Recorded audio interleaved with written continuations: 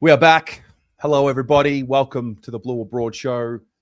Monday here, the 16th of December. It is the final fortnight of 2024. Pommy's with me tonight. Hello, mate. You're right. How you doing? It feels like I haven't been here for ages. I was saying to you earlier, because we didn't do a show last Monday, I got to Friday and I was like, oh my God, I'm having like withdrawals. Like I miss it. I don't usually feel that until February. Yeah. I mean, I've missed the people. Yeah. Have I missed being live? Probably not. I've actually enjoyed my break. So, it's nice though. It's nice to actually be doing something productive at 7:00 on an evening. Like usually, I'm just. I'll be totally honest. I'm playing FIFA. That's what I've been doing. I've been at the gym. I played FIFA. That is my life at the moment. Have you seen the 40-year-old virgin? He's like, I live a very fulfilling life. He's like playing the trumpet in his living room. Yeah, it's funny. What a good mate of mine, and we went and played golf last week, and he was like, "You're looking really healthy and refreshed. Like, what you been doing?" And I was like, "I am living the 16-year-old dream at the minute. I am just doing nothing other than playing games and going to the gym." I was like, literally, my life is complete. There's like three things going on with you right now that I can see in your screen that I want to unpack. Firstly, we'll start with you. You're looking healthy. You're looking good.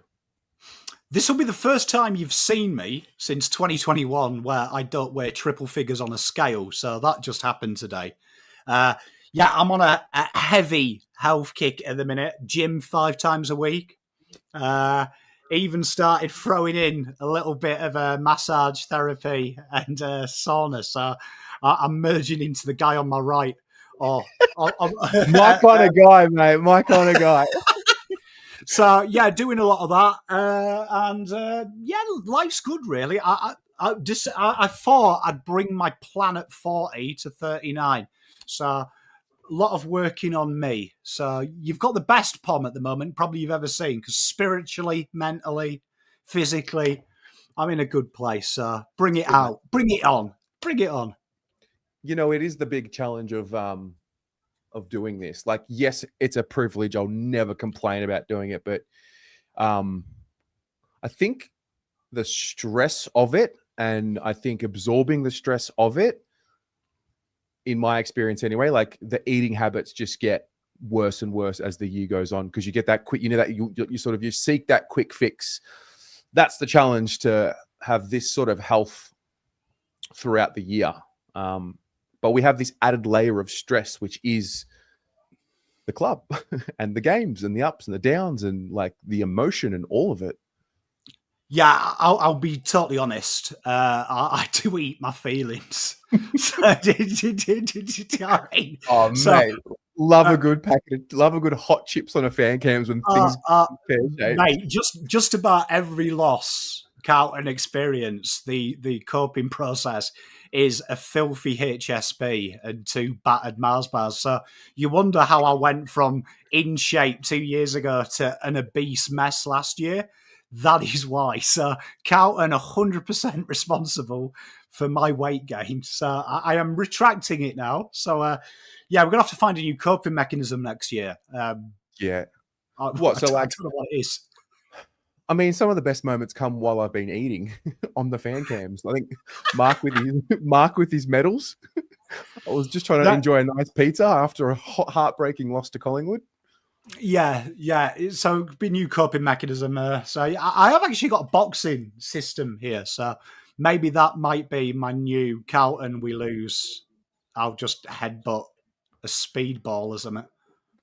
Yeah, Adrian, you know me. I love a good souvlaki after a good win against North Melbourne. Like, some things, look, life's there to be enjoyed. Maybe we can introduce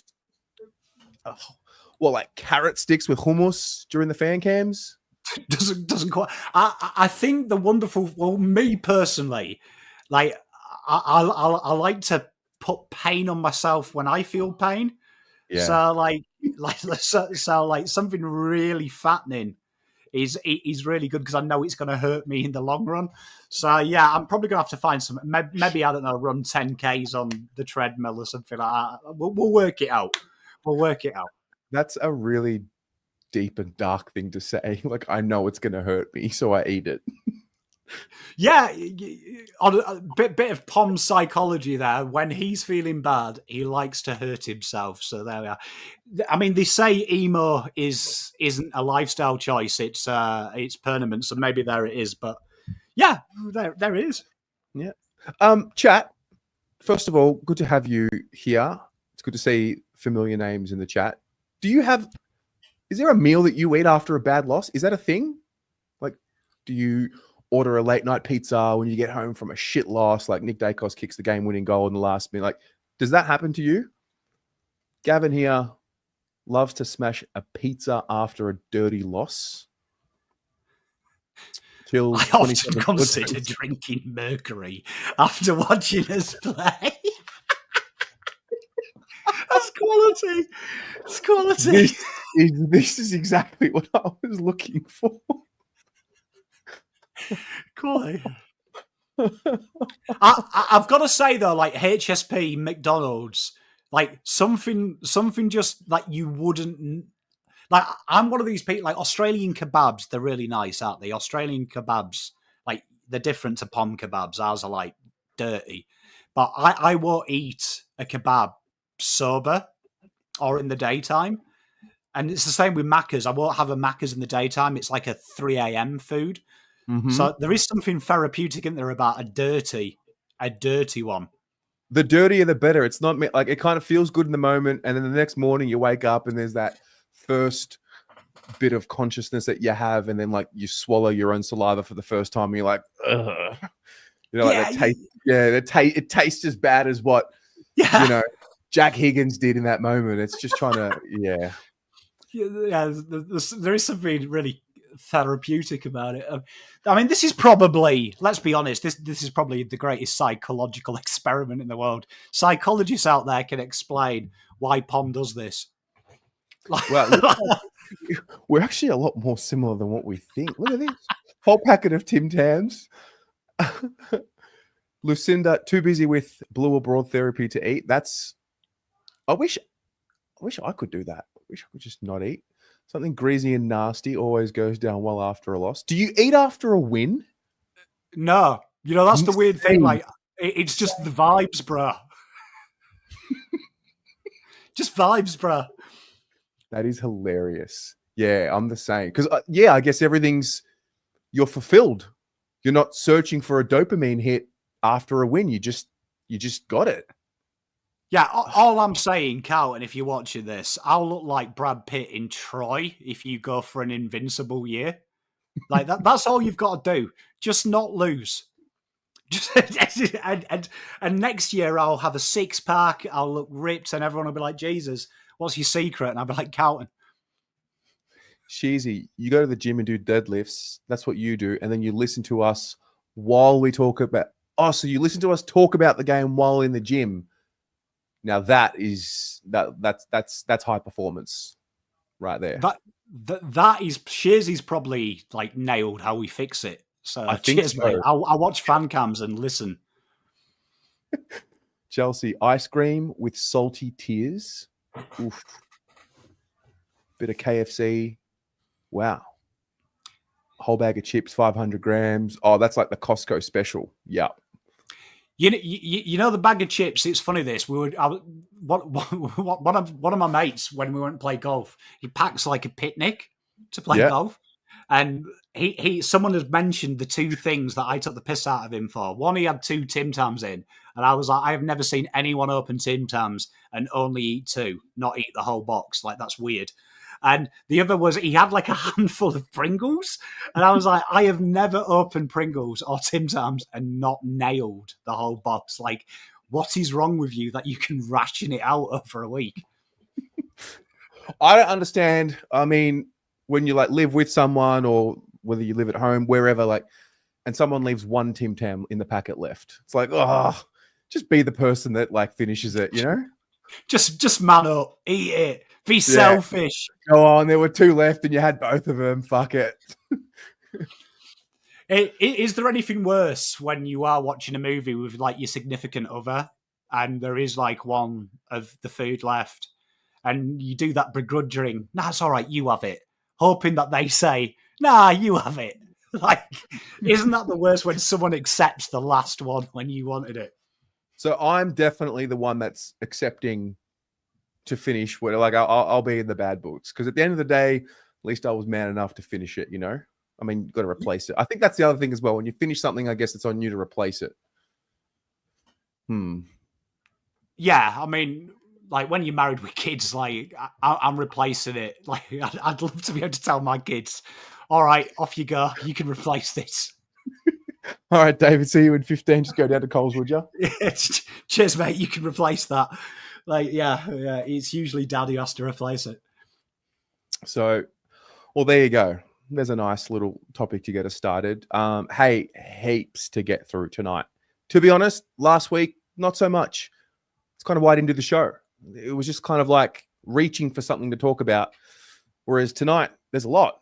There's been a couple of training sessions. So we'll talk a little bit about that. We'll overlay with some highlights in the background so we can talk while we watch the highlights. And then Joel, great friend of the channel, he actually sent me an interview with Brian Cook and I forget the gentleman's name. He is the CEO of On Time Solutions. His name, this is not good. I should know his name. His name is Walter Screamin. And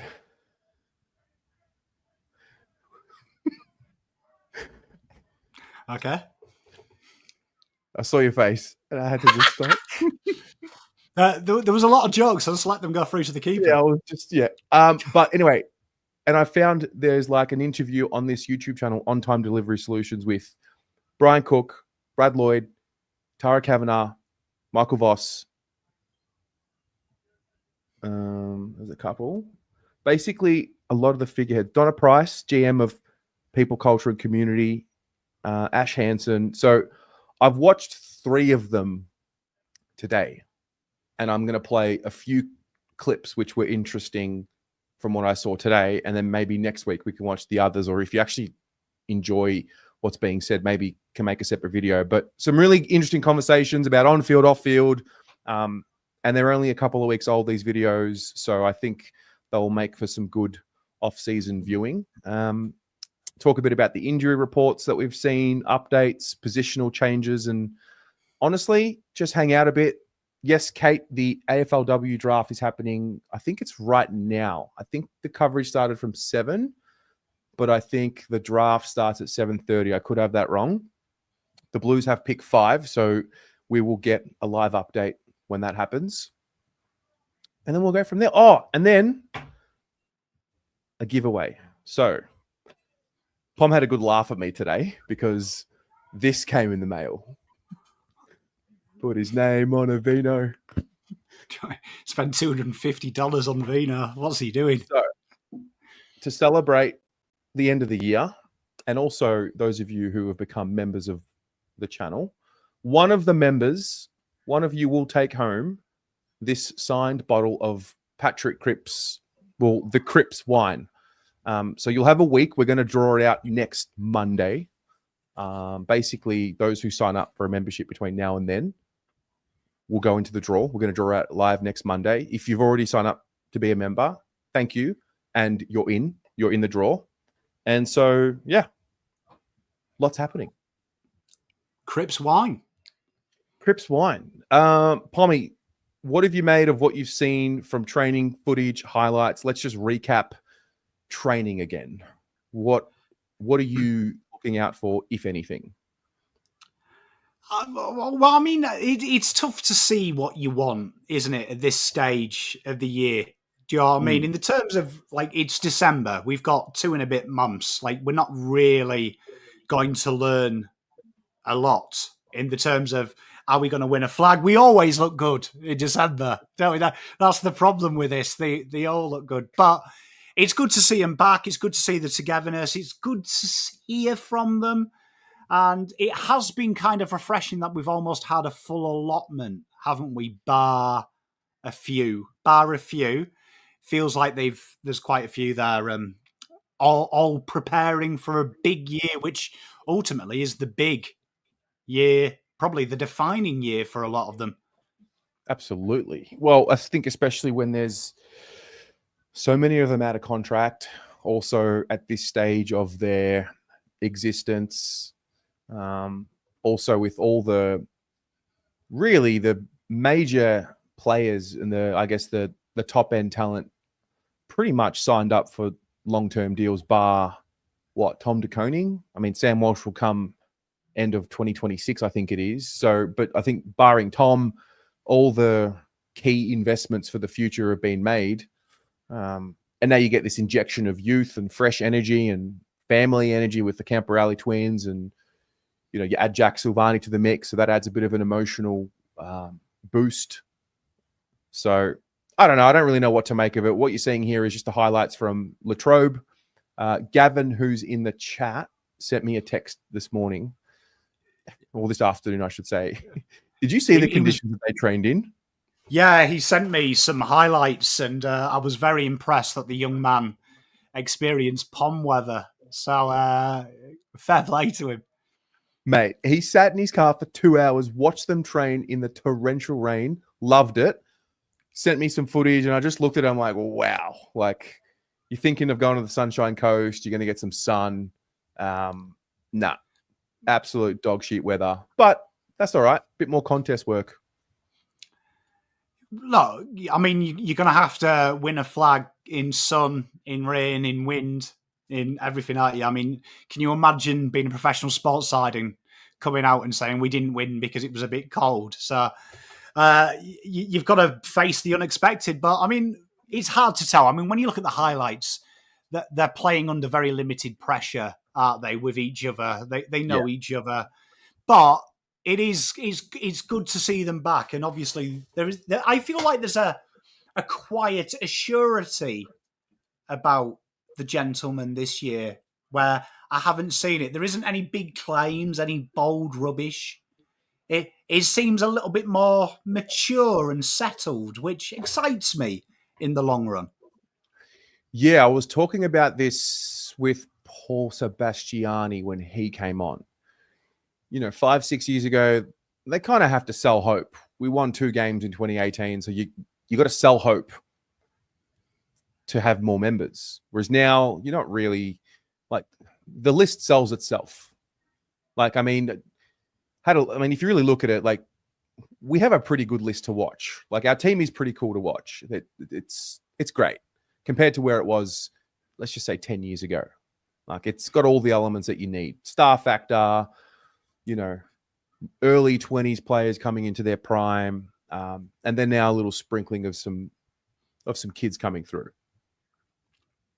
Yeah, and I mean, you've got to look at it this time of the year. It's probably the I'd say, if we're all honest, there's probably about 12 sides that potentially could win this flag.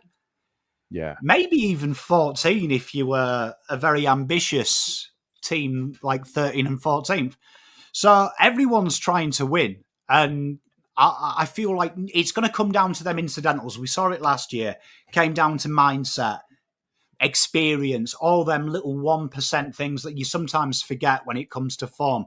So that's where the boys now just got to stay together, stay fit, health is wealth, get a bit of continuity together, and all will be good, won't it? All will be good. What will be, will be.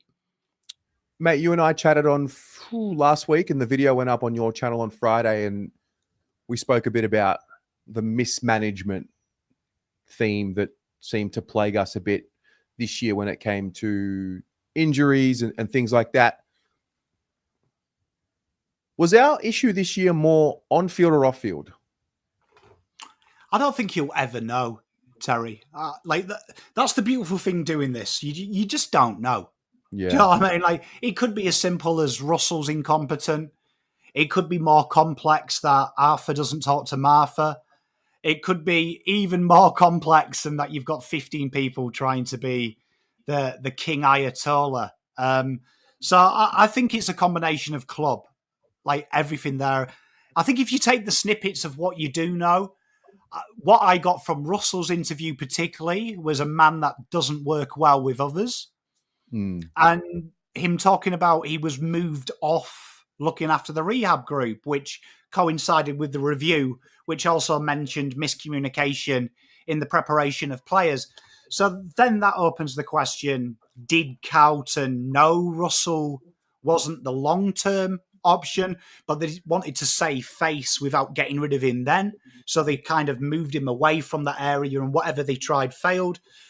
Was it too far gone at that stage? I think what we do know now, though, is it has changed. To see two players go for surgery, particularly Kernos, which isn't a mandatory surgery. That's the kind of surgery I'd expect Carlton to leave till February and hope it gets miraculously better and we can manage him. Seeing Cincotta going in straight away now when he has had on-off hip issues for the last 12 months, I kind of like that that's a new stance. We've got a new medical team in. Innes is now leading that. I think that's really important that we have to get that right, which whoever is at fault, I think that's irregardless. They've wasted 2 years of a very good list that could have been a lot better than it was. And that should be one of the key lessons they learnt last year of what could have been, and what could have been was our own incompetence, because it was obvious there was an issue before it, and we've rectified it maybe a bit late, but still salvageable. Just trying to think. I don't know if we've made the hire for the medical part of the department. Because after listening to Russell last week, it led me to believe that there's head of medical, head of high performance, and they're separate. And I do remember after Russell was moved on, that there was that LinkedIn job for for our head of medical. I don't remember seeing an announcement that we had signed anyone though. Well, I mean, if you are watching this and you're the head of the medical, welcome to anonymity, where you can get away with it. But I mean, we could criticise. The one thing I took out of Russell's interview the most is probably the key point, and that is Innes has got the easiest job in football, because we have called a lot of players that were serially injured as well, that were traditionally on the rehab group now. And you and me were doing this show going, let's hope they stay fit, because if they stay fit, boy, oh boy, are we in for a treat. And I do feel like this is, I'm not going to get too excited, but part of me feels like this maybe is a chapter closing of the old Carlton that would cling on to the hope Marchbank might be good and stay fit, that Cunningham might be good and stay fit. And Russell might suddenly miraculously wave his Hawthorne magic. And we are now shutting the chapter of maybe and what ifs and focusing more on could be's and sure things. And ultimately, that's how you win things. If you know what you're going to do, as opposed to hope. Hope is just a wonderful tool to get you up in the morning, but hope only gets you so far. Eventually, you're going to have to do, aren't you? And it sounds like we're doing. So we'll know this time next year, Terry, we will know if the actions have led to success. That is true. I saw the Charlie Curnow news Saturday, whenever it was announced, afternoon, late morning. I was out. So I saw the initial tweet from Tom Morris about the ankle. And I thought, what? Why would he be going for a clean out on an ankle after a Rico? And then I had my phone away. I wasn't looking, and I was sort of like away from the internet. And I had like 2 or 3 like arguments with people like, nah, he's done his knee. I'm like, nah, mate, it was his ankle. I'm telling you, it was his ankle. So he's had an ankle reconstruction already. He's now having a clean out on the knee. Seems like it's not going to affect his preparation for round 1. Seems like it's a minor procedure, and maybe more than anything, it's just to watch this space. The reality is he hasn't done much training on this side of Christmas. So that's that. Cincotta, that's tough. That's tough for him because he's out for a number of months now. And it's just another challenge for him to face. I think when everyone's available, he doesn't find himself generally in the side.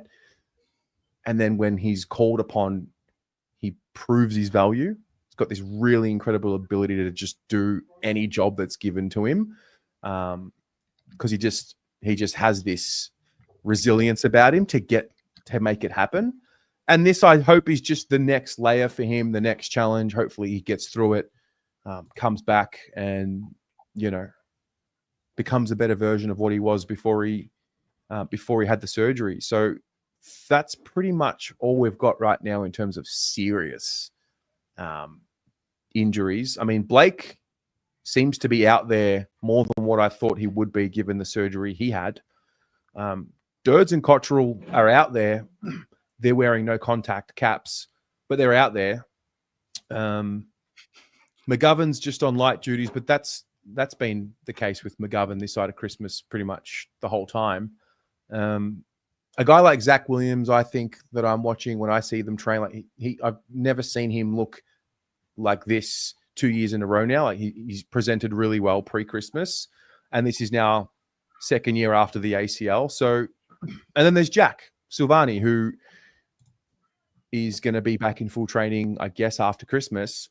And that's the segue, because we got the confirmation that Jack is the third positional change, we'll call it, that we now know for sure. We know Ollie's going to definitely play a little bit more behind the ball. How much, don't know, but definitely they'll look at it more than what they have in the past.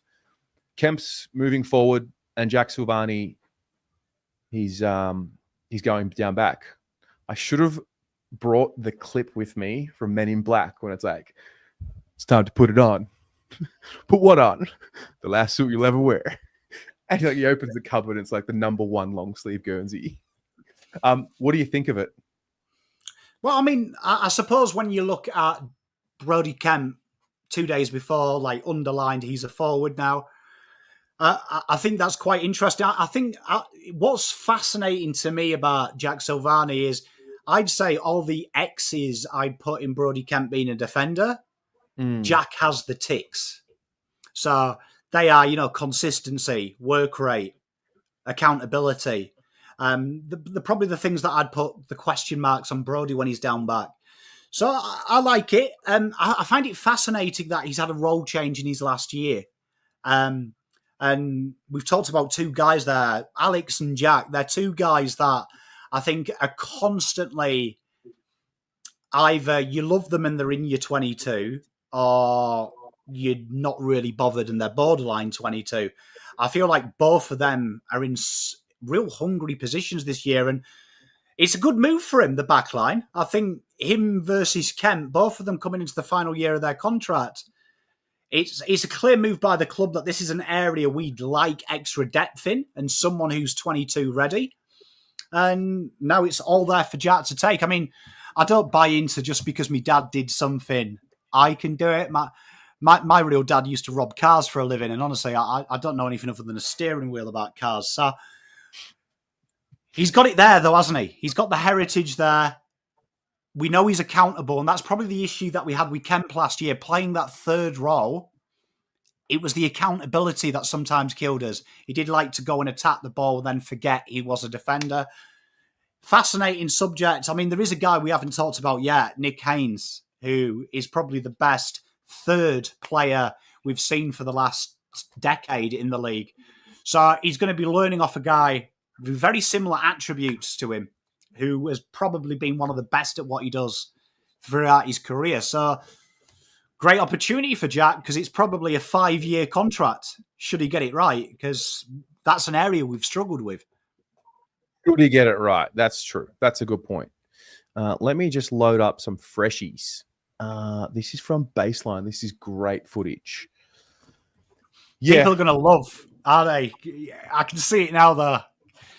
Number one down back. I can see the imagery come January. I've been here before. Of course. Well, look, Jack is a great competitor, and like I said, there's just this added opportunity for a lot of them to earn their next contract. So that's that. What else from training? Adam Cerra, Yeah, Adam Cerra. Adam Cerra looks great. Yeah, you know what? One thing that I really enjoyed about Adam Cerra, and I have been heavily critical about this for a long time, ever since I've been on this show, that no one at Carlton can ever say, you know what, I'm wrong.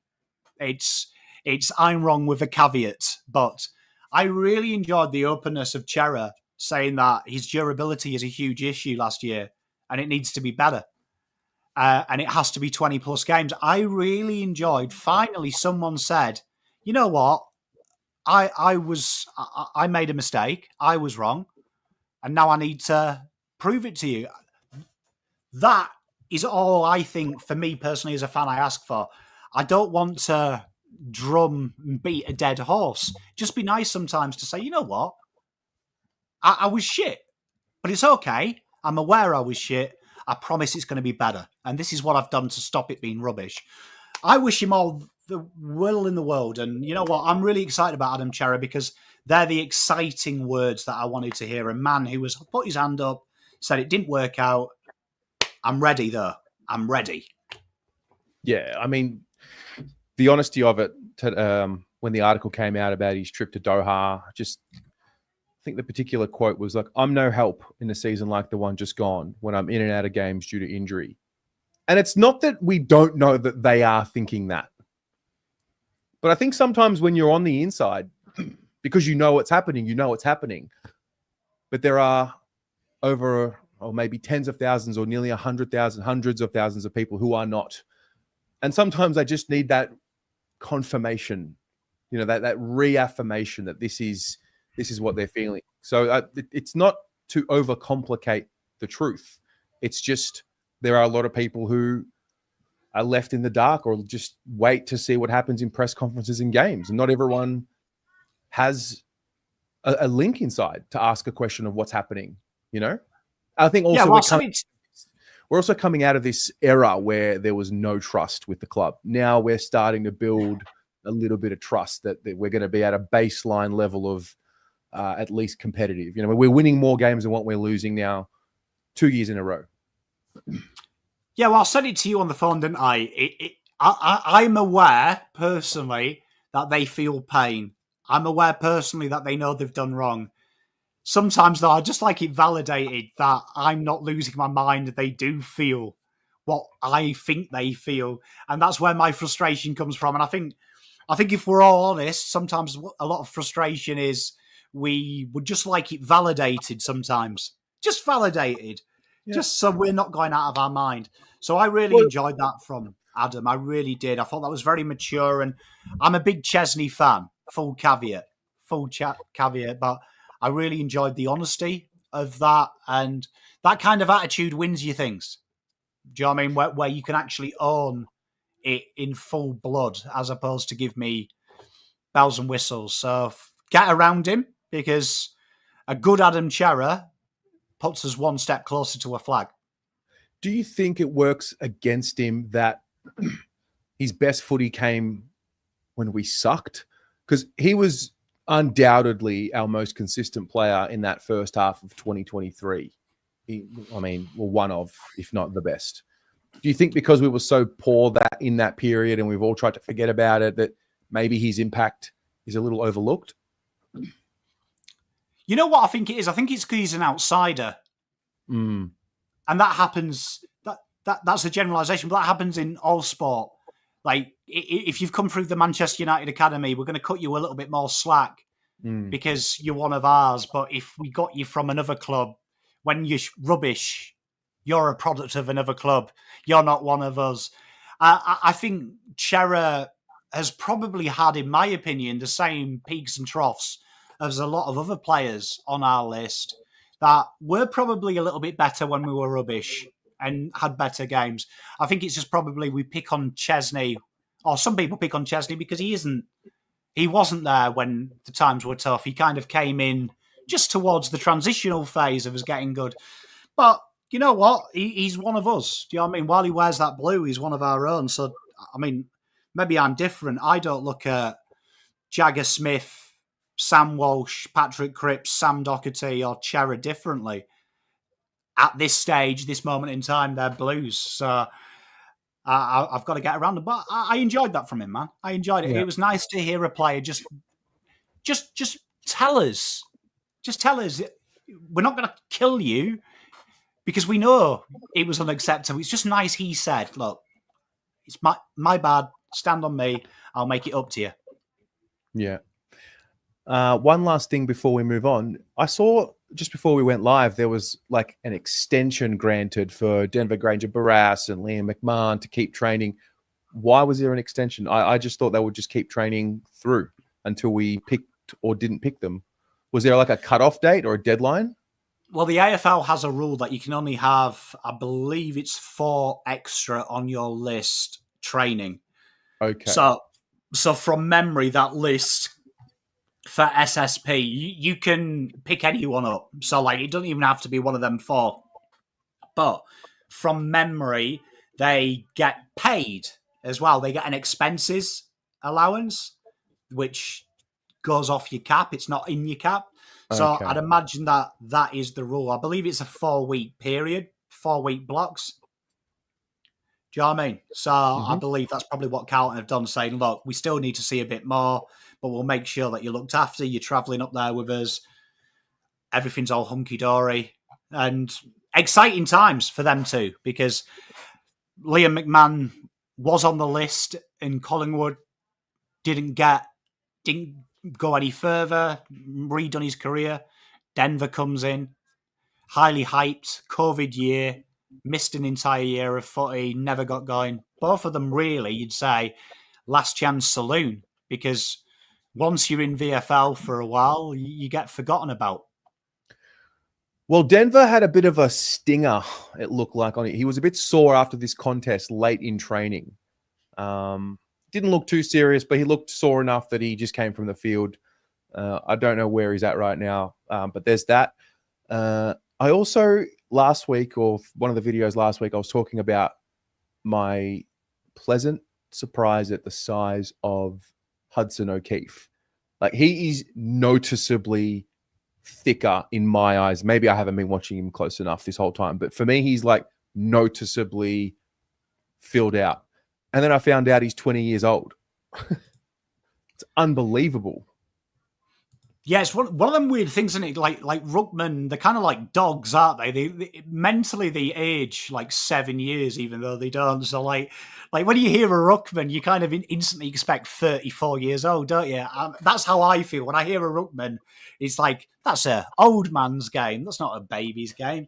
But yeah, he definitely. I mean, when he was playing back in the day for the Chargers and stuff, he always was built like a wisp. But most of the ruckmen like are built like children. They're just lanky.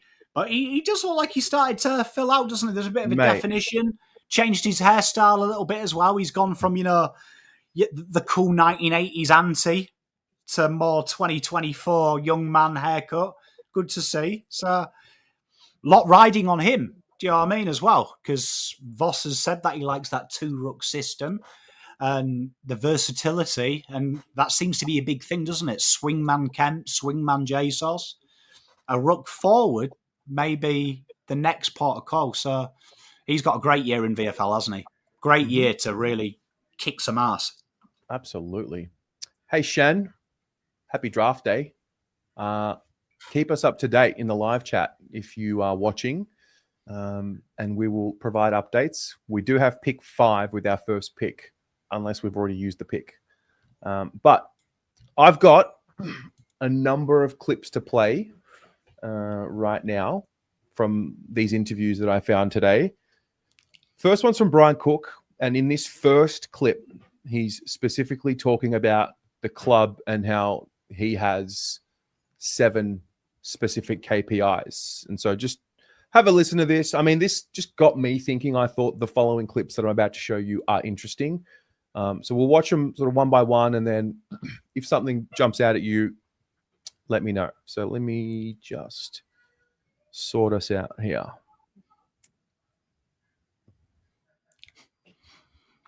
I do apologise, Stuce, and I forgot. It is Terry's Domain haircuts. That'll be the last haircut reference. I didn't want to say it, but I liked that you brought it up. I just thought I'd let that one play out. The inception is slowly happening. Fantastic. You are more than welcome to bring haircuts to the agenda. Okay, have a listen to this. So how do you determine a successful year? I think it comes down to achieving, staying true to your purpose, staying true to your values, and achieving your KPIs, and also adding to your vision. So there's a lot of things in there, but when we go to the board, I go to the board every month with an upgraded set of KPIs. Where we are compared to our 8 KPIs. So it's not just on field. It's around number of members. It's around the profit from members. It's our EBITDA, which is over 7 million this year, which is pretty good. Fantastic. It's about the satisfaction rate of our players and our employees. We try to get an 85 plus. It's about our infrastructure development and what's happening there with the garden stand, with the new grass. So I have 7 lots of KPIs in 7 general areas with 7 general managers, and they all report each month to the board. So it means that my board is in complete alignment with what we're doing day to day at management level. Okay. So if you won no games but you're highly successful off field, would that be deemed to be a successful year? Or no? No. So the games are critical. Games are critical. For us to have a successful year, I would say we'd need to achieve 80% of our primary KPIs. Okay, and some of those are, for instance, top 4, finishing in the top 4 of both AFL and AFLW, and winning a premiership. First name, finish top 4. Okay. So that's one of the areas. We have 7. So I'd want to get to about 80% of achieving each of those KPIs before I could say, look, we've had a successful year. If you said to me, look, we achieved everything but on-field performance and we finished like 7th or 6th, is that a successful year? I'd probably say yeah. Yeah, okay. Yeah. Okay. And obviously the on-field performance also helps drive the financial performance as well. Absolutely.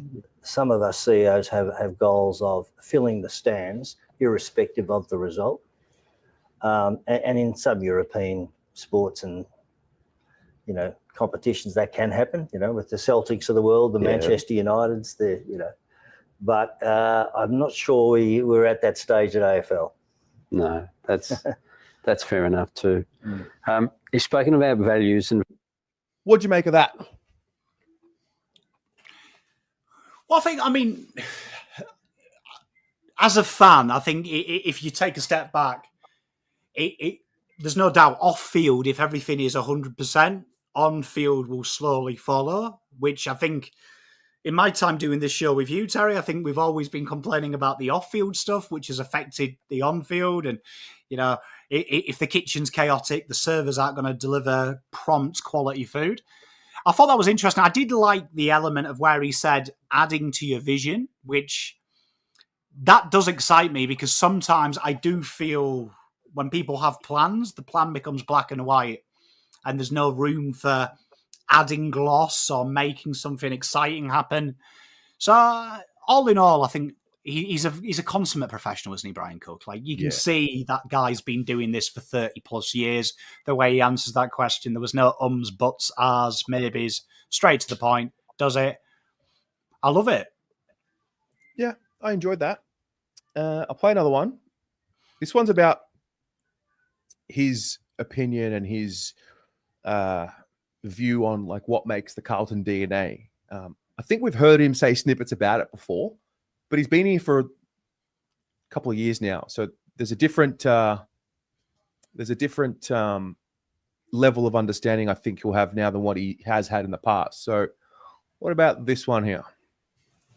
Our culture here is our DNA here is historically, when you win, it's party time. When you lose, it's funeral time. That's what it feels like.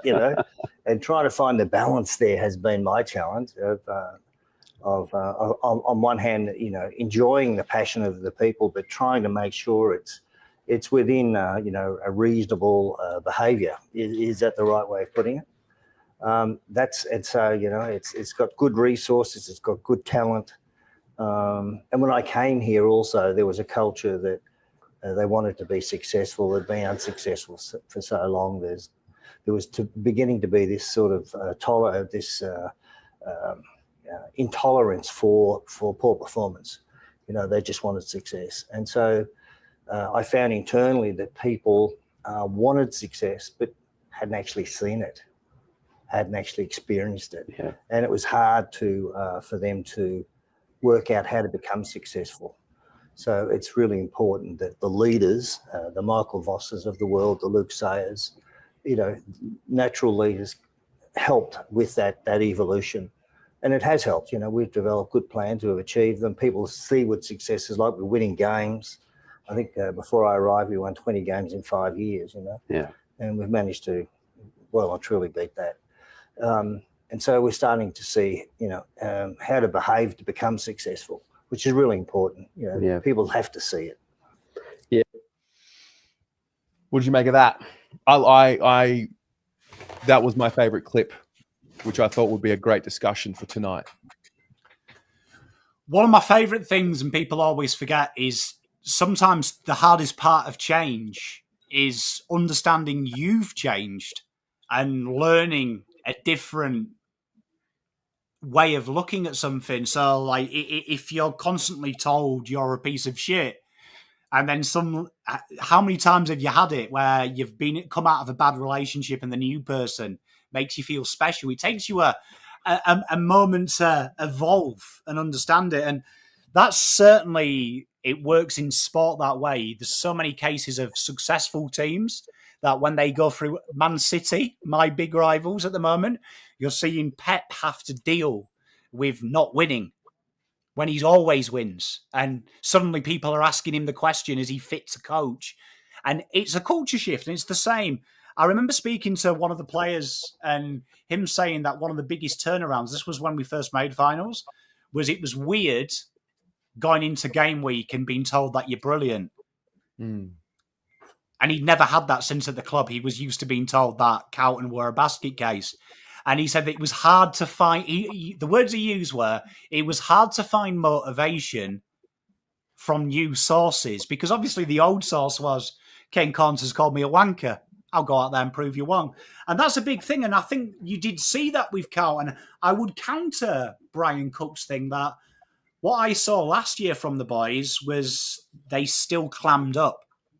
When they started to become the champions, that pressure started to manifest again, where it wasn't as free-flowing. This was new territory. We're used to being 8th, 7th, 6th now, but now we're 2nd. And you could see that being talked about as flag winners. It's Carlton versus Sydney. Only 2 sides could win it.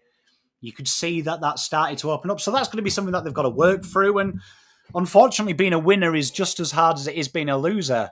Both of them are habitual, and both of them you've got to learn new habits if you want to evolve from one to the other. So I like that from him, because I think there's a bit of honesty. You got to remember, no disrespect to these boys, but up until 4 years ago, they were serial losers. Yeah, well, this ties in with this clip from Tara Kavanagh, who is the club's psychologist, and she was talking about kind of what you just touched on, what they were used to being and what their identity was. So listen to this carefully. When we think back to Carlton a couple of years ago, they'd had such, I guess, a history of not performing well. And so for our players, they were really connected to that history. And they hadn't experienced winning enough. And even when they were out there, I guess, a lot of history, a lot of fear sort of, really bubbled to the surface. And so a lot of those, I think the history was what was sort of holding them back. That was the barrier and the fear of letting other people down. Yeah. Yeah, and that's exactly how you described it at the time. It was that history and almost like that legacy. And I don't know, is it something going through their mind that's, are we good enough, or is it that we revert back because we get I don't know, gun shy sort of thing. Yeah, we go into protection mode, survival mode. Yeah, I think that's what we revert back to. And I think even if you think about the season right now, is that, and this is what we see with teams, there's ebbs and flows. We see teams with a bit of momentum and a bit of freedom, and then teams can have this period where they might not be in form, or there is a bit of a barrier that's holding them back, and a lot of the time it's themselves. Yeah. And how the team is thinking and feeling. It often is mindset, because, and that's what's really interesting about performance, is from week to week, physically nothing changes. They might have a few more bumps and bruises and be sore, or injuries happen, but really from a capacity and a skill set, nothing changes from week to week. What often changes is mindset, and how they're thinking and feeling. And is it something, working as closely as you do with the players, I know, and our organisation's only very small in comparison, but I know at times I can walk into the office and feel a certain vibe, and there's other times when it feels a little flat. Yes. So is the football club the same? Can you feel that, sense that perhaps something's not quite right? Absolutely. It's, emotions are contagious. And that's why we talk a lot about, in team environments, our emotions and how we turn up is really important, because the people around us, they catch that emotion, they feel the energy. And we often, I guess, joke in football clubs is after a loss, it feels like almost someone's died. Like it's almost like we're at a funeral the next day, and it's such a roller coaster. In sport, we see, we really experience the highs and the lows, again, at an individual, but as a team, we all feel it. Yeah. I couldn't stop watching and listening. Thought it was just great insight. I love interviews like this. I think there is space for more of this. I mean, the fact that we've got 6 or 7 of them available on this channel, on the On Time YouTube channel now, I think is great. But yeah, just to link that with, I guess, what Brian Cook was talking about, changing the mindset. And then I guess I want to use that and ask the same question for us, like a bit of a self-reflection, like us as a fan base. Like, what do you see our behaviors as being like, say, 5 years ago to now? And 5 years from now, where can they be?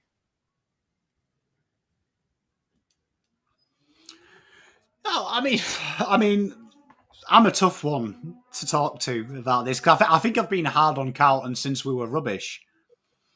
Because I've always looked at it as, why do you treat where you are now any differently to your end goal?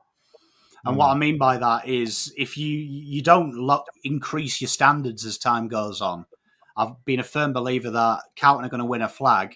So the pillar I judge them on is flag winning. Like, start believing today.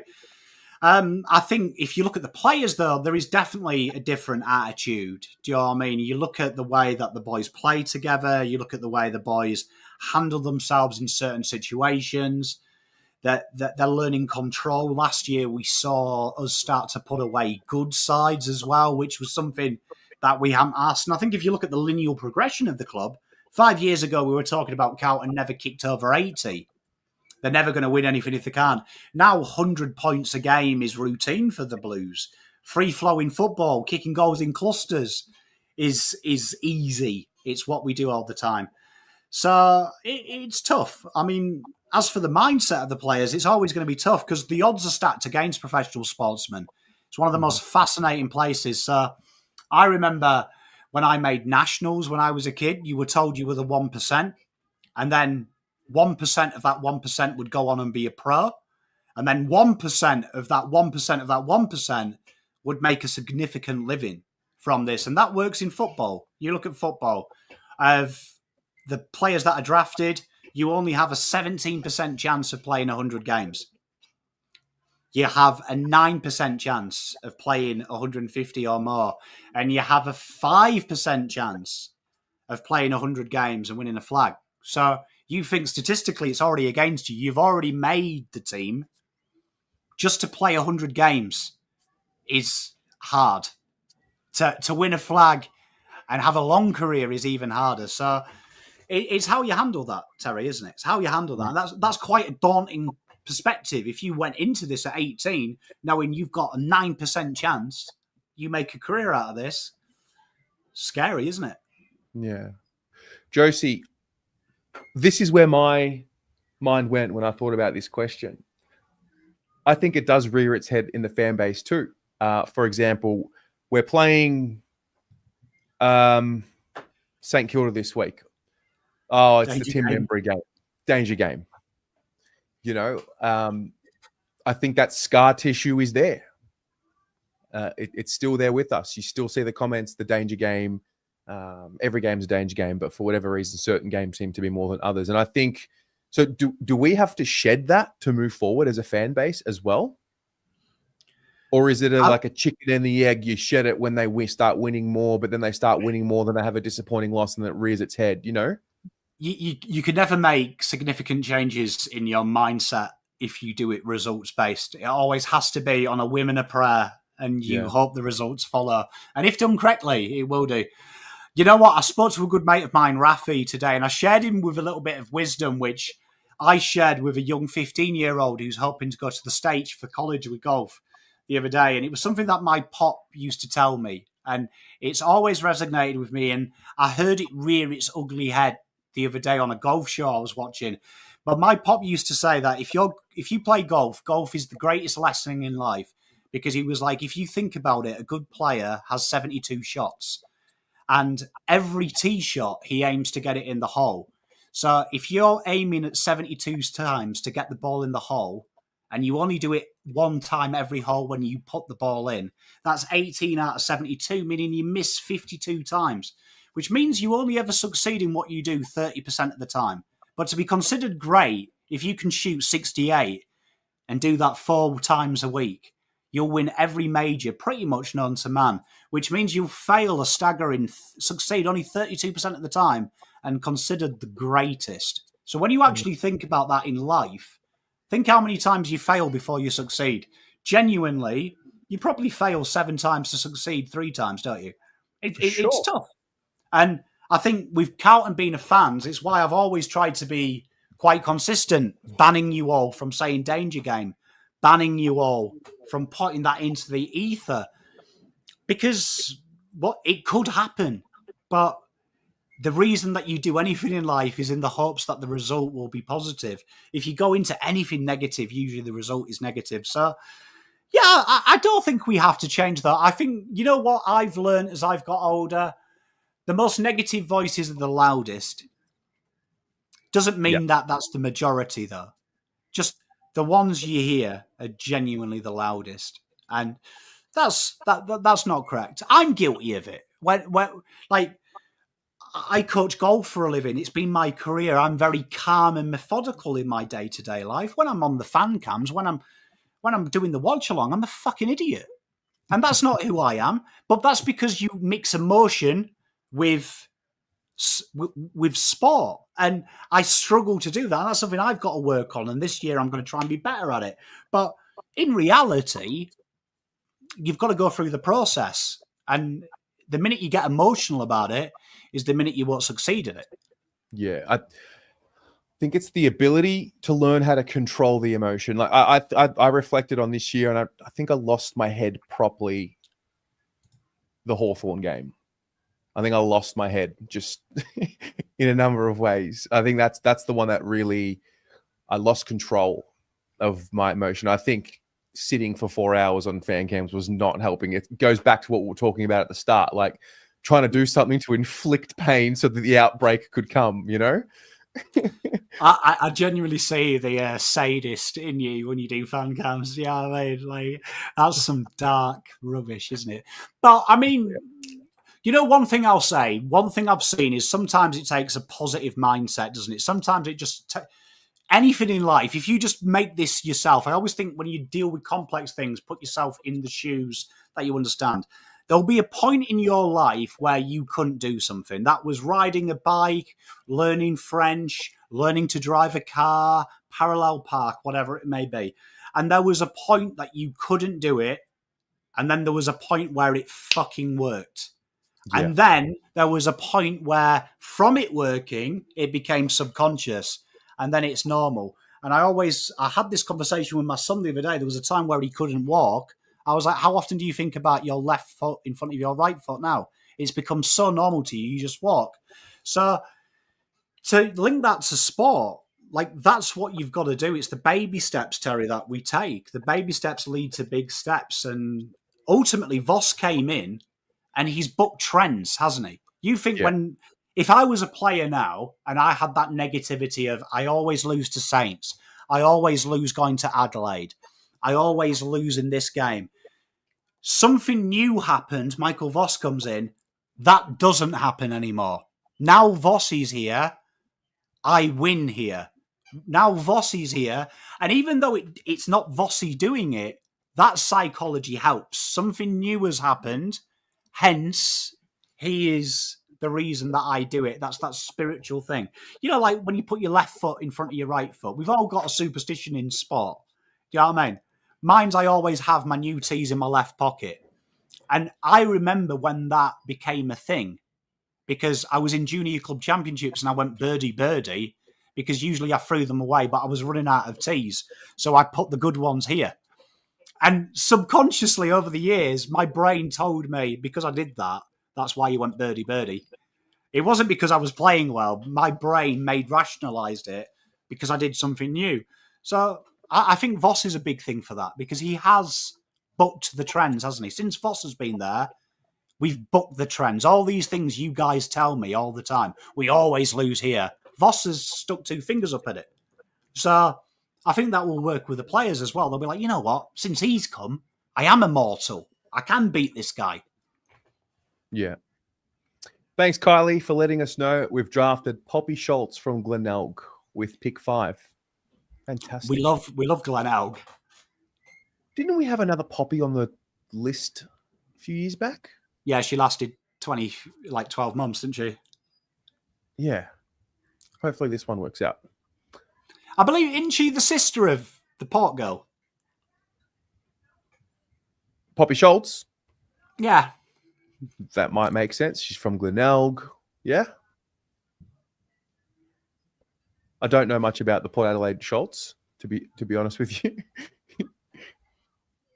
Yeah, I mean, so that's it. But no. I mean, Matilda, thank you, legend damer.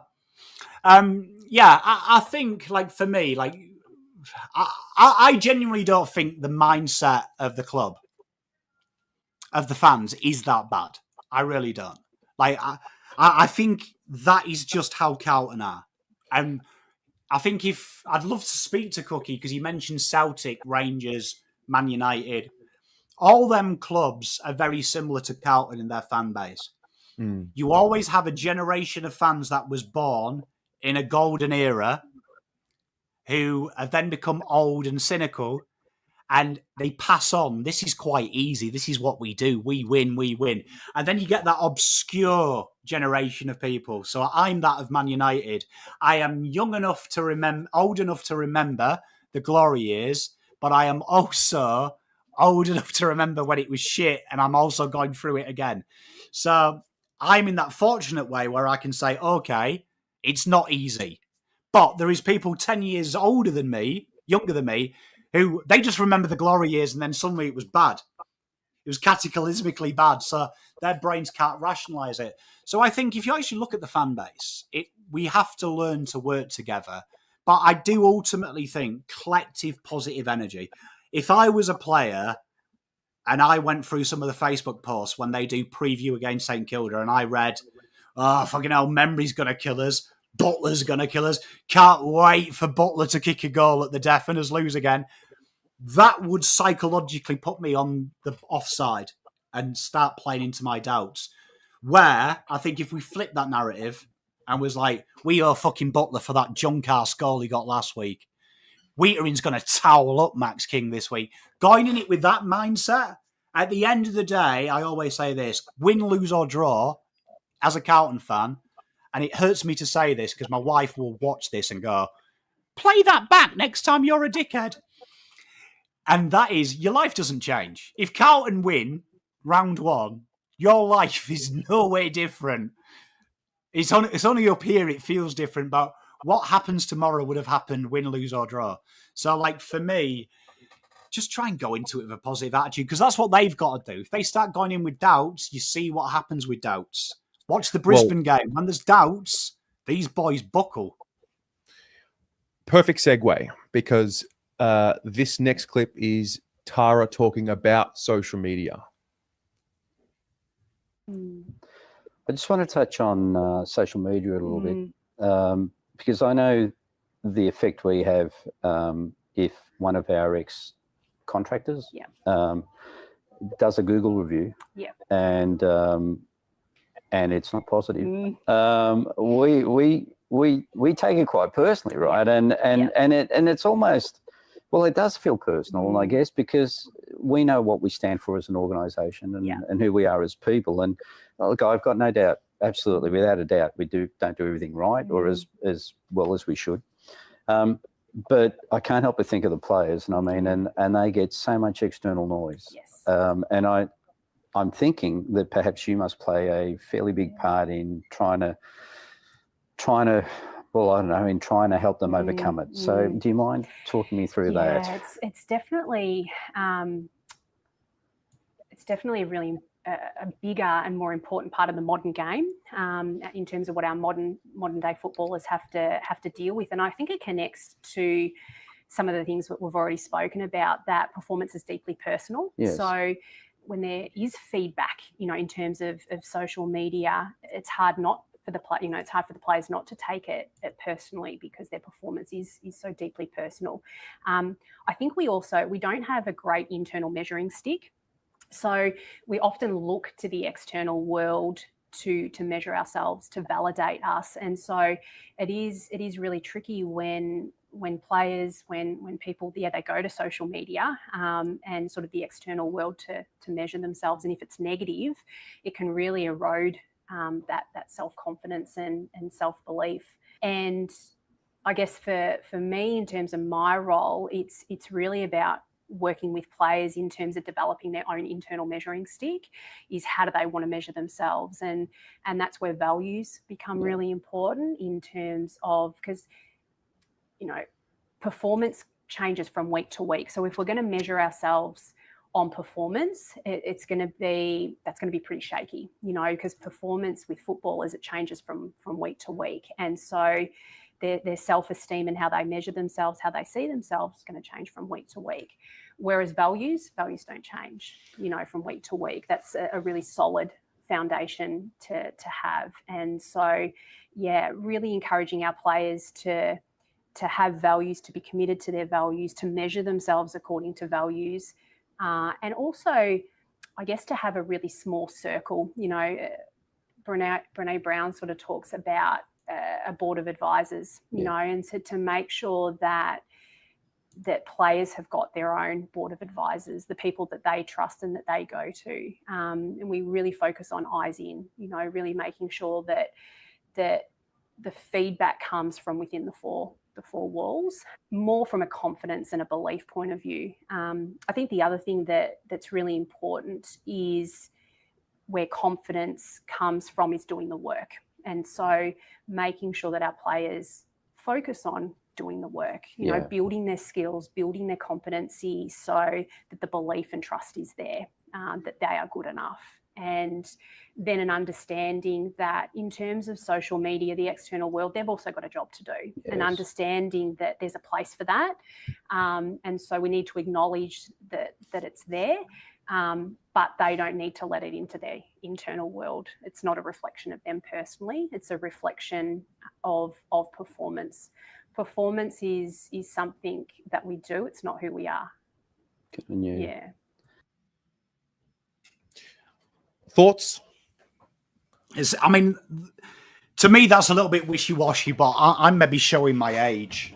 Like I understand, having young kids, I understand how the impacts of randoms seem to be a bit greater than it is my generation, where I'm still, like, I'm showing my age. I'm 40 years old. Like, a random person saying I'm a twat doesn't pay my wage. It's not my wife. It's not my kids. They're irrelevant to me. So My methodology from what she said there is I would be teaching the players, you know what you are, you know who you are.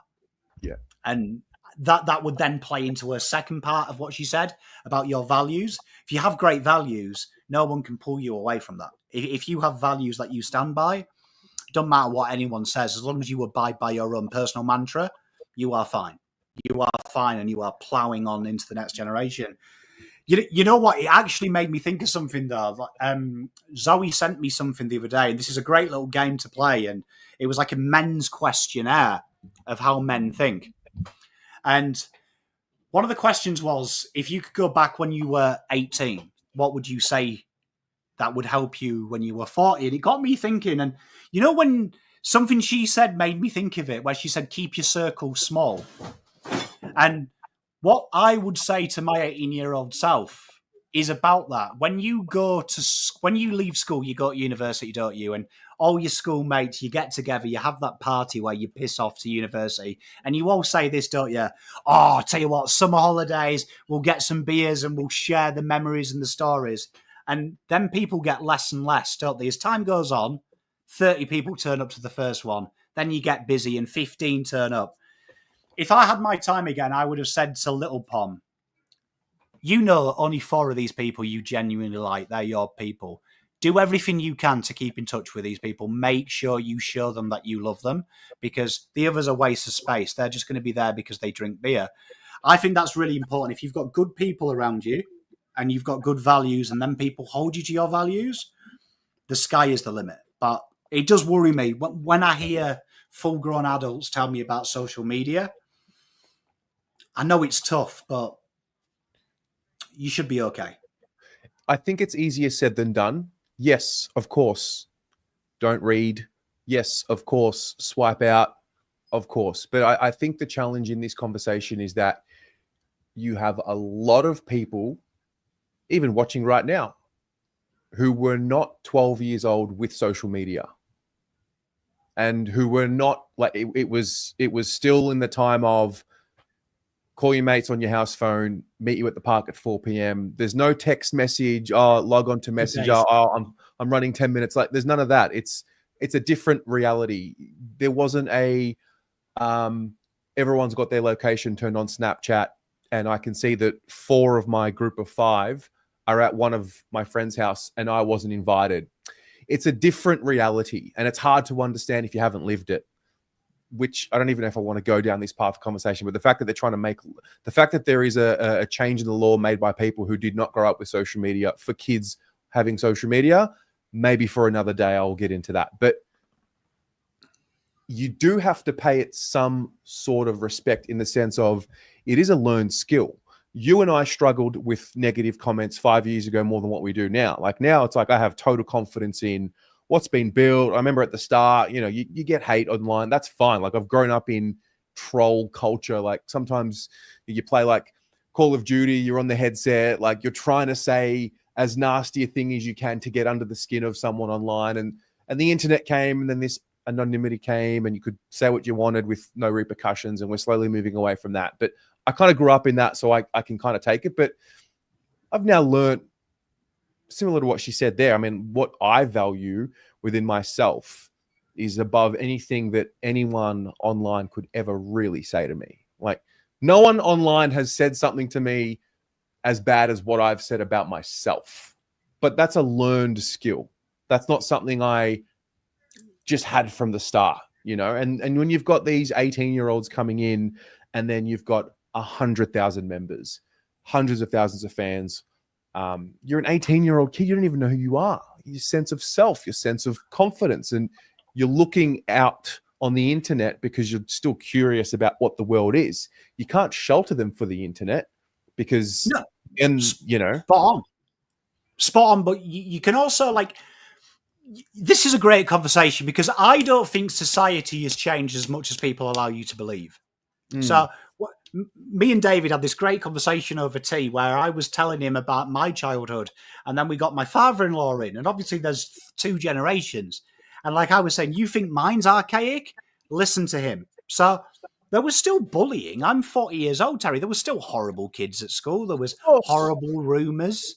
Do you know what I mean? There was horrible accusations. And yes, it was limited to the playground. It didn't come home with you. Like, you had that The wonderful volume moment. is just turned up on it now. So what was in the playground is in the playground, and when you get home and you log on. And you know what I think's changed? I think when I was a kid, I was taught confidence in myself through the words of, you know that's not true. Your friends know that's not true. Fuck them. Right?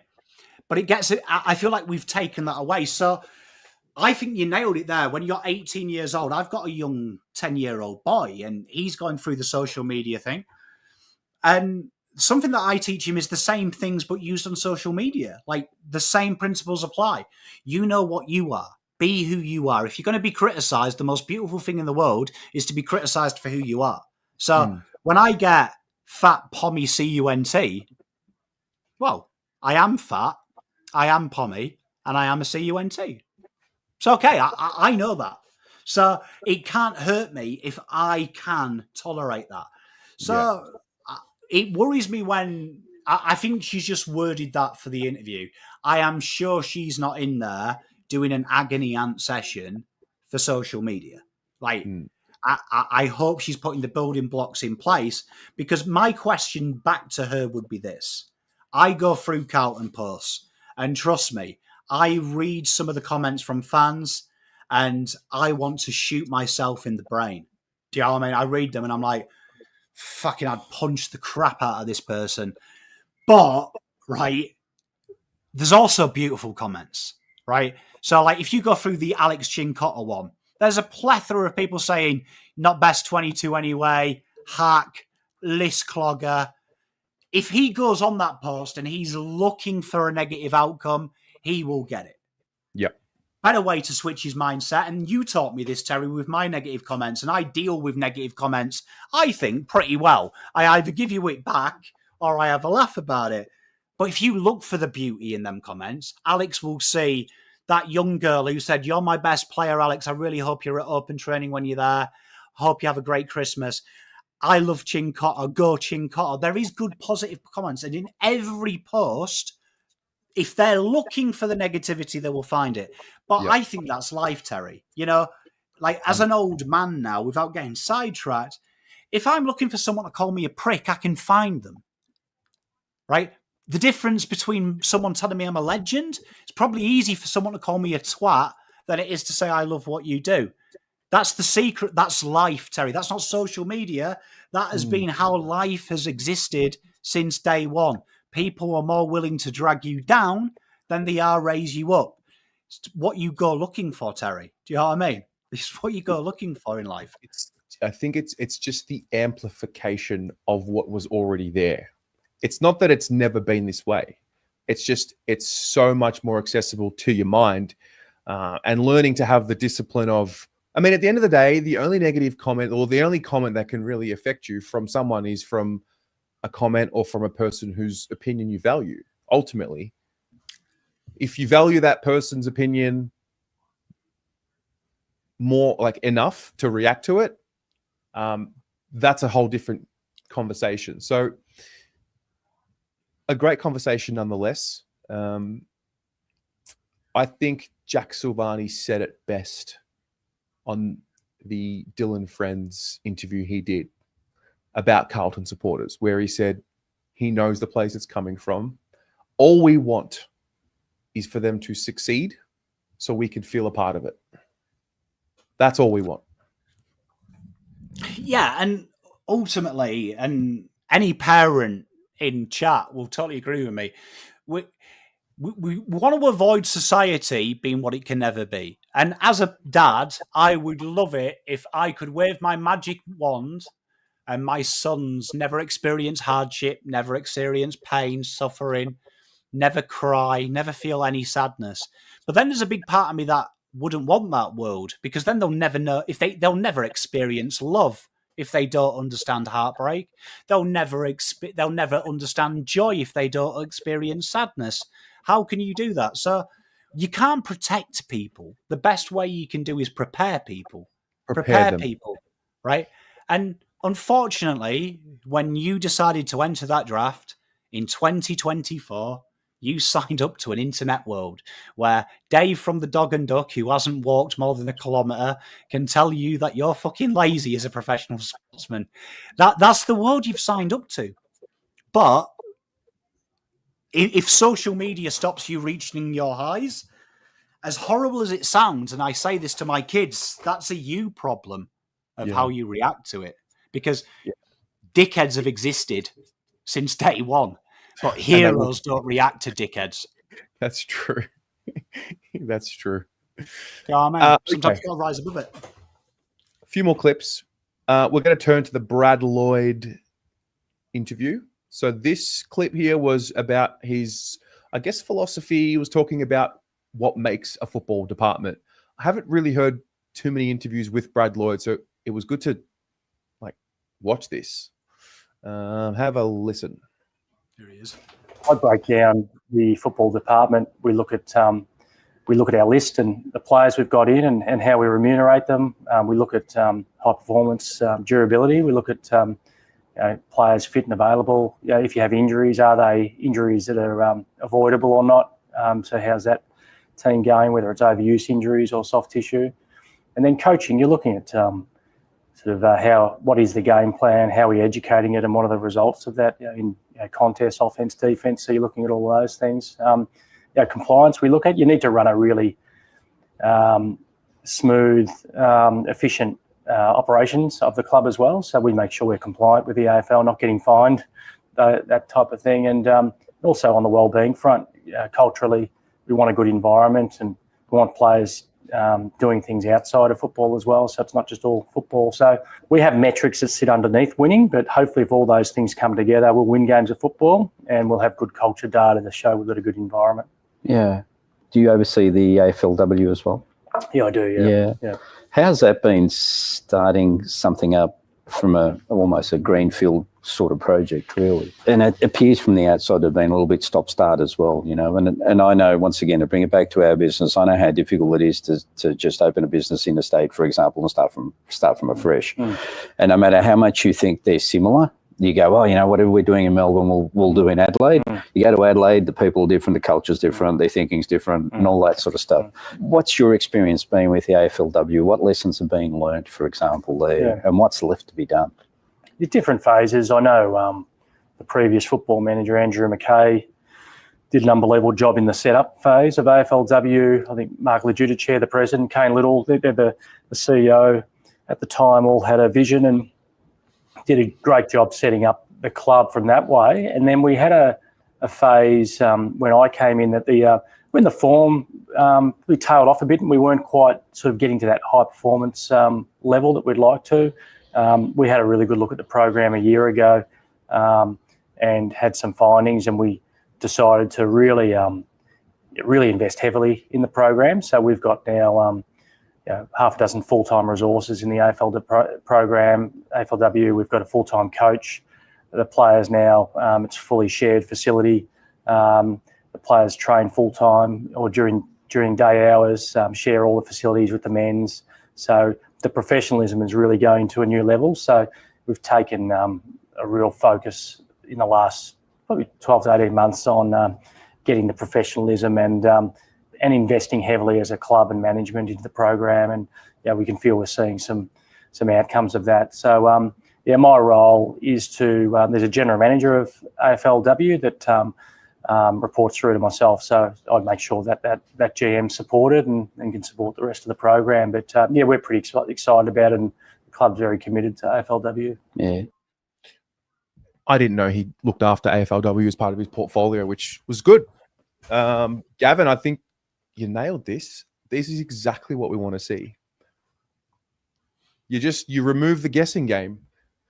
Now, whether you agree or disagree with what's been said, I mean, the people are still in these roles. I mean, in this day and age, complete blackout of who they are and what they do creates a guessing game for everyone. It creates speculation, not the speculation itself. So, yeah. Any thoughts around what you've heard there? It's pretty generic around what makes a department. When was that recorded? Only 2 weeks ago. Oh, okay. I was going to say, has he been stung? Because he mentioned, like, are there injuries? Because he sounded like he was before the event. I always find Brad Lloyd really hard to read. Like, sometimes I feel like because we don't know, it could be a really black and white, simple way of looking at it. But it does feel like a lot of the departments he's mentioned, I would say, have been just above atrocious. We're below average. Do you know what I mean? Like when he's talking about the AFL and their supported, I would say in the last 3 years that potentially, yes, they might have gone full time, but I don't think I've seen a side as bad as our AFLW side from where it was to where it is. Like it's in free fall. I would say the injuries was a big part of the review last time. I would say apart from the first year after the review, it's been nothing but cataclysmic. And it does appear from the outside looking in, it is rushing players back too early. It was what Russell said himself. You can't cheat fitness by starting pre-season going too hard too early, which is what we did this time last year, which ultimately had that, which again, I would say back to what Brad just said there. I haven't watched the interview, all of it, just that clip. Are you a man of your word though? Because your former fitness guy said that you all wanted to go hard too early and the results paid for themselves. So it's an interesting one. But again, like you say, Terry, he's still there. He survived it. So he's obviously survived it for a reason. And I hope that reason is because he's just had bad people around him, but he's a genius. Yeah, that's the best case scenario. I mean, I've been critical this year of him personally more than any other year, just because I saw a breakdown in the football department, which ultimately led to the breakdown on the field. Now, there was a plan in place with the way we did our preseason and managed it. And at the end of the day, it was ticked off by the boss of the football department. And I'm not necessarily just calling for sacking, but just some honest, brutal, I got it wrong, or we did this wrong, and this is what we're doing right. Kind of like what Adam Cerra did, the way he spoke about it. This is what he had to say. There's two bits here. The first part is on what do you look for in recruiting? And the second part directly after was, what's the toughest part of the job? So I wonder if you'll get some insights from this. We spoke about recruitment, and we spoke about recruitment with Tara and the part that she plays in that with the psychometric testing, etc. What do you look for? In recruiting, first and foremost, I'd say competitiveness. Yeah. You need to be competitive. If you're not competitive, you're probably going to struggle. So, we look for a level of skill. Like a skill level is really important. We look for running capacity. If you can't, it's an enormous running game. So you need to have certain running attributes for the role that you're going to play. So you might have one midfielder that might be able to get away with not running big distances, but you need to be able to run most of the time. So you're looking at skill level, you're looking at body shape, you're looking at running capacity, you're looking at their psych profile in regards to competitiveness and drive and wanting to do it. Like if you've got all of those things, you're probably going to be the number one draft pick, but you don't have all those things. So within that, if there's holes in their game or you're looking at what can be improved or what role they may be able to play. So, it's a bit of it's a formula that you form in a philosophy as you do it more. Yeah. Recruiting is obviously important to anybody's business. Where if you've got a good player or you've got a positional requirement, which one do you normally run with? Well, you need to work through the decision. Most of the time, you'll take the best player because you've always got different needs coming on. But once it starts balancing out in the talent side, you'll start picking for needs. So so most of the time, early in the draft, if you had to put a bit of a blanket over it, you'll take the best player with your first pick and then start addressing needs after that. But it depends on the circumstances. You might have 2 picks in a draft and you take one for need and one for talent if they're around the same mark. But you've got to be a little bit careful overlooking if you're taking a need over talent, you'd want it to be a fairly close call. You don't want to take a rookie list player tall over Chris Judd because you want a tall. You're going to. I'd rather Chris Judd I hear you. playing at centre forward. That's certainly fair enough.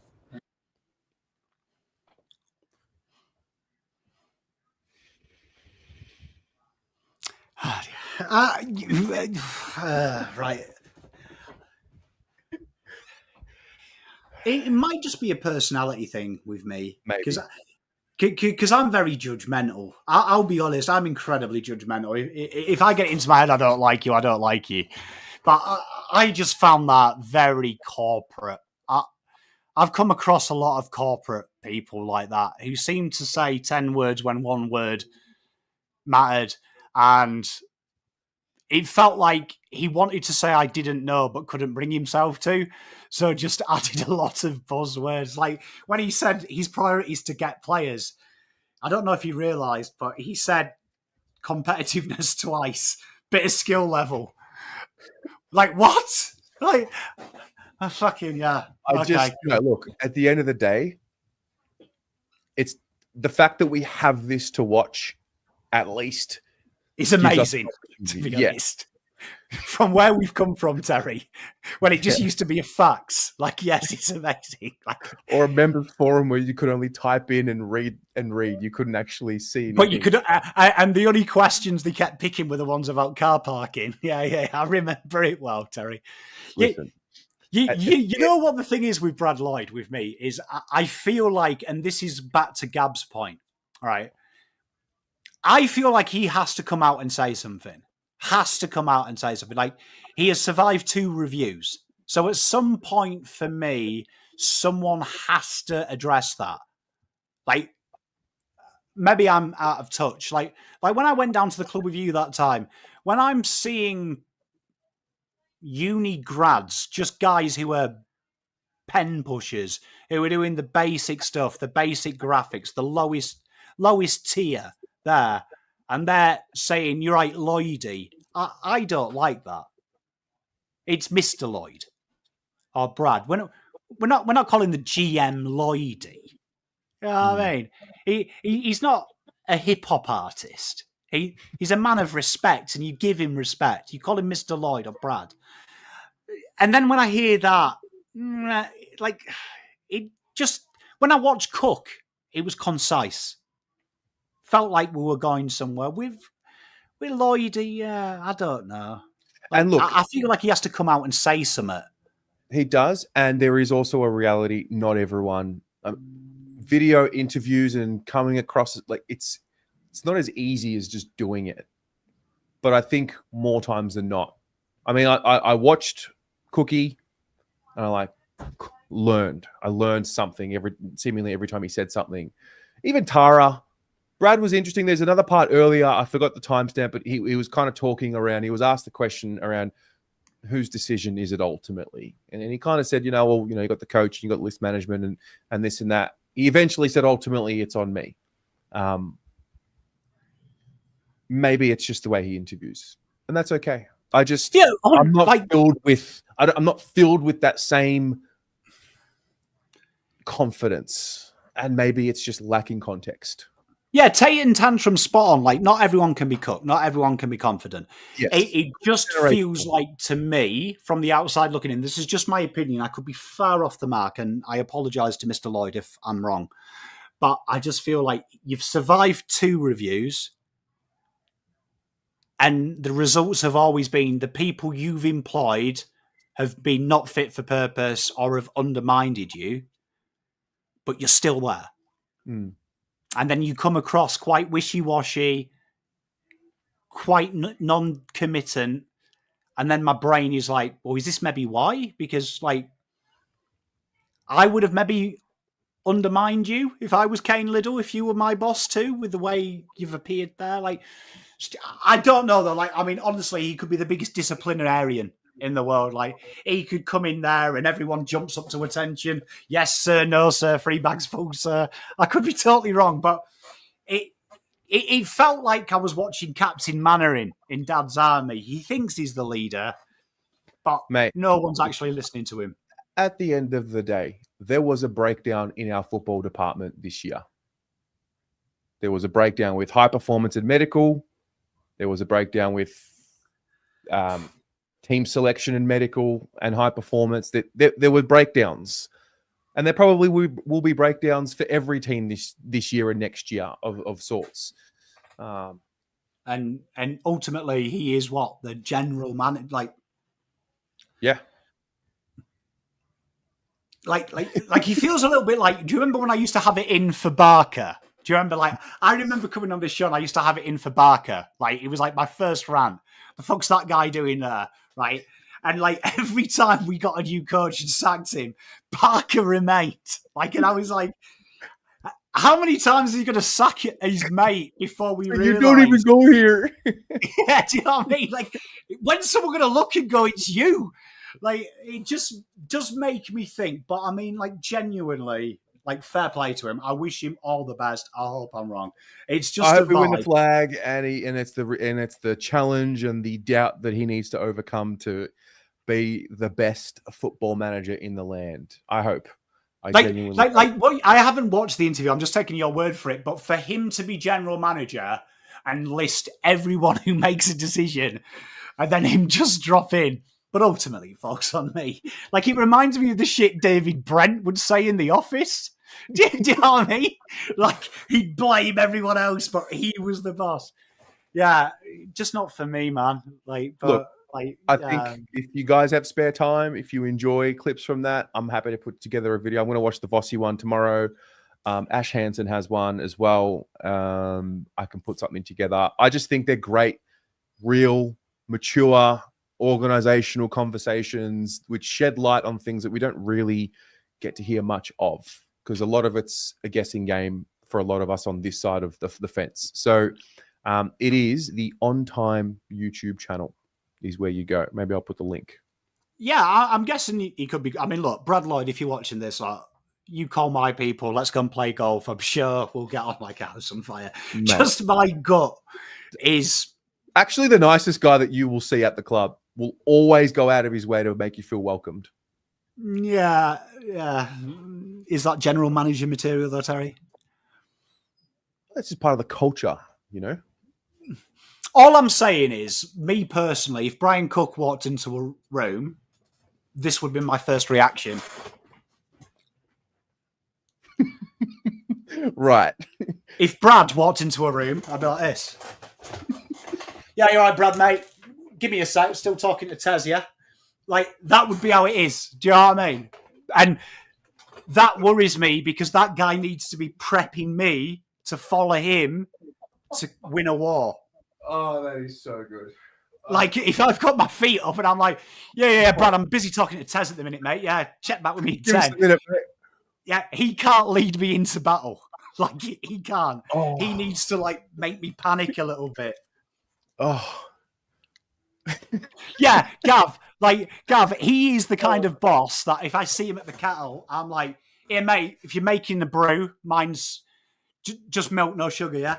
Like, I'd ask him to make me the cup of tea. I wouldn't be like, no, it's all right, mate, I'll do it. Oh, that's, yeah. Okay, so that's that. Great insights nonetheless. The fact that we have something to talk about in this regard is, I think, is great. So I have a big well question. Done. Why have we got a sponsor doing these interviews there when this channel here has a far larger reach, a far larger knowledgeable fan base, a fan base that is the loudest part of the Carlton Football Club probably comes from this very channel?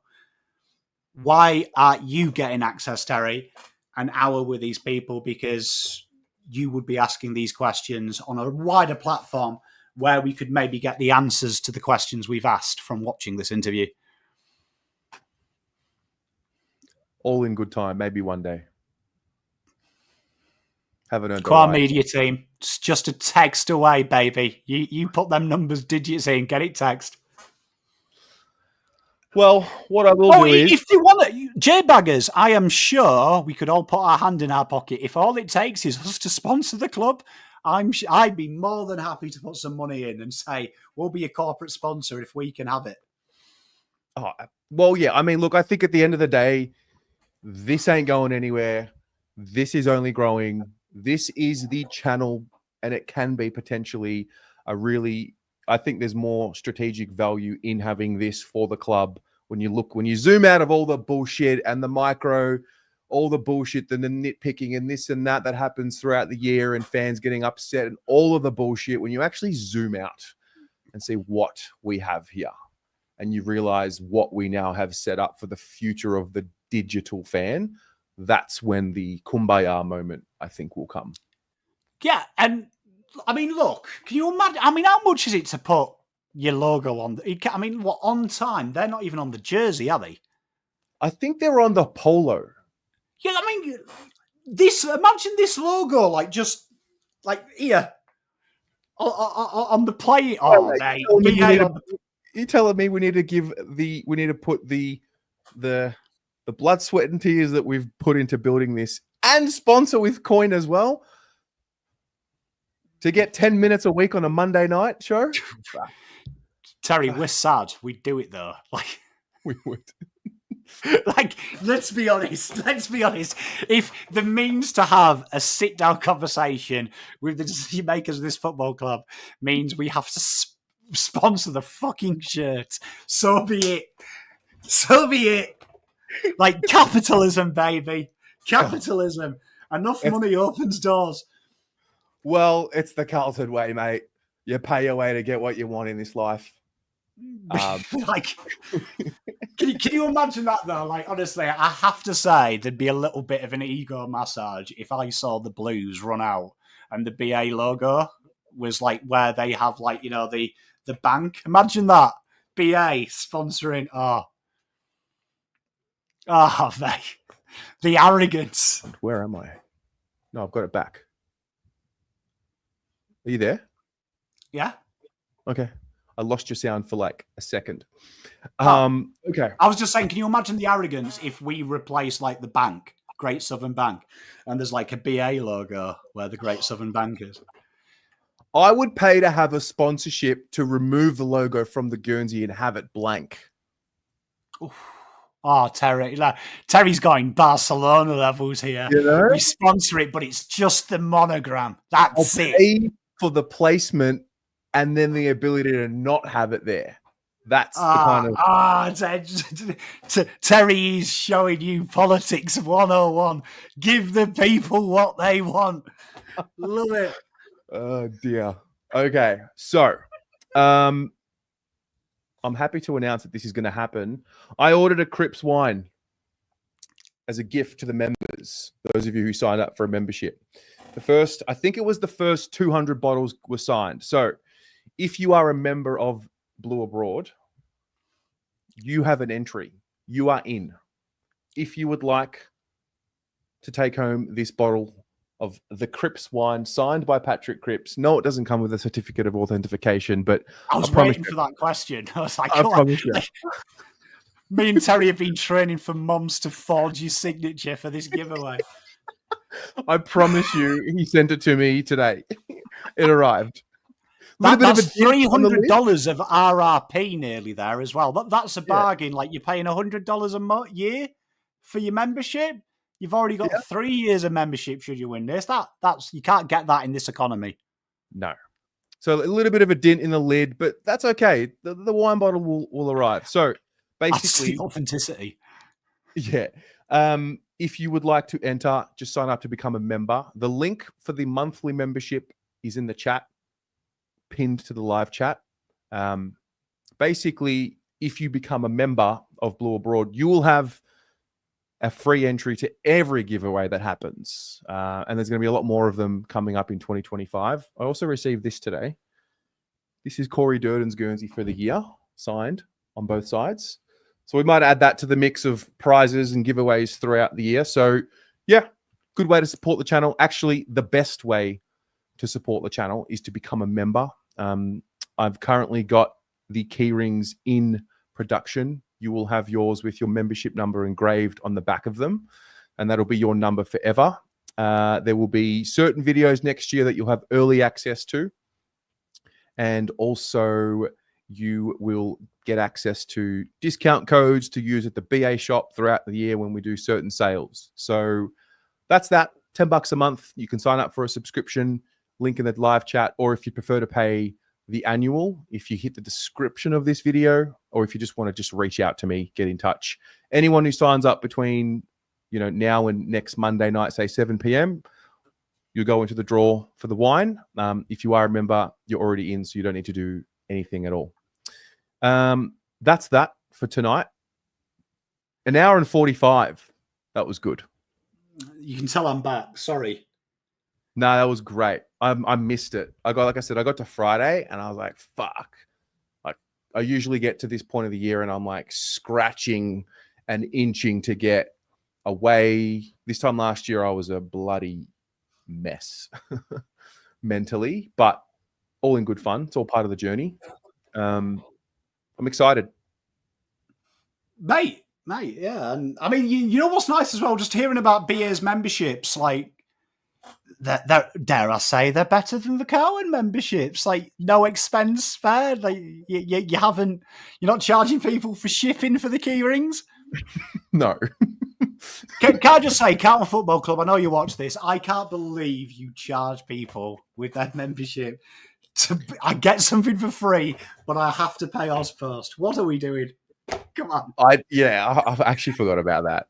I did. I went and you know what's funny? So I filled up my cart, $35 voucher. Like, great. I think I got the bucket hat and maybe the stickers or something. Whatever it was. In 1995. I was like, fucking $10 fucking delivery. Get the fuck out of here. I'm gonna go to the club. So I left my cart and I exited out of it. I'm like, I'll just go to the club and do it in person. And then they've obviously got their email marketing set up and it's linked to their cart and their shop. So that way, if you have a cart and you don't end up proceeding with a checkout, it gives them a notification and they end up emailing you and saying, oh, we saw that you had your cart full, but you didn't complete it. So yeah, not happening. Do you know what I mean? Come on, Carlton. Come on, help me out here. Come on. Like, if you win a flag, charge me a tenner, right? But come on. Can we guess the first bobblehead? Who will be on the next bobblehead?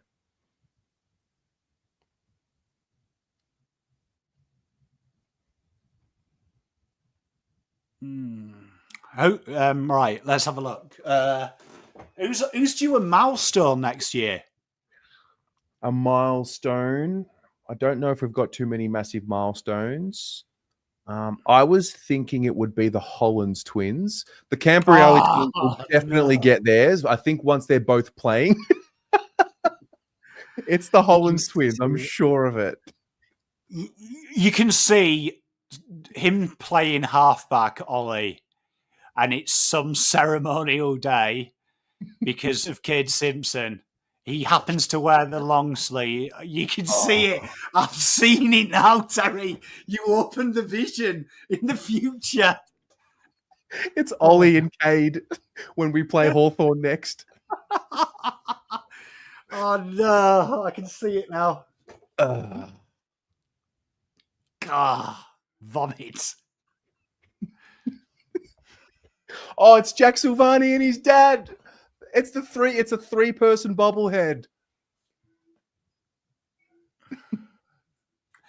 If it wasn't a plan, they've heard this, just so you know. It's a 3-person on one platform bobblehead. Christine, we need more cookies. Yalla. Oh, can I just say, Christine and Alex, I haven't eaten the chocolate because I'm on a health kick, but my two boys rated your chocolate a 9.5 out of 10. They said it was amazing. Like, wow. The best chocolate they've had. So well done to that team. Like, the Pomino's chocolate is taken off in this house. That's great. All right, Pommy, thanks for joining, mate. What have you got on your channel? Is there something coming up this week? You've got a few there is. I will be doing a Christmas live on Friday night. So come and see me for that. A couple of pre-recorded shows. Got a great chat with Ollie Walker-Peel on Wednesday, who's the English VFL commentator. True Footy goes up today. And then just before Christmas, a bit of a change at Pommy and Oz. You're going to have a new video with new fancy graphics that is currently in its 8th hour of being edited. So please go and see that, because that's going to be the quality of our content moving forward next year. So a lot changing at Pommy HQ. And hopefully next time you see me recording, I'll be even thinner than I am now. So, because I am off duty from Friday to January. So Wow, you're in double digits, mate. That's actually crazy. I don't remember the last time I was under 100 kilos. Actually, I think it was high school. yeah, but you're pretty, Terry. Your dashing good looks deflect it. I'll take it. I'll take it. Hopefully in Thailand. That's the aim in Thailand. Get to under 100. Just get it done. You'll smash it, mate. Honestly, like you'll smash it. So yeah, hopefully. Is this the last show till Christmas for you? Next Monday's the last one. We're giving out the wine, the Christmas show next week, next Monday. So that'll finish us up. There will be videos coming out this week, and if any news breaks, we'll cover it. Otherwise, have a great night, guys. See you next Monday. Peace. God bless.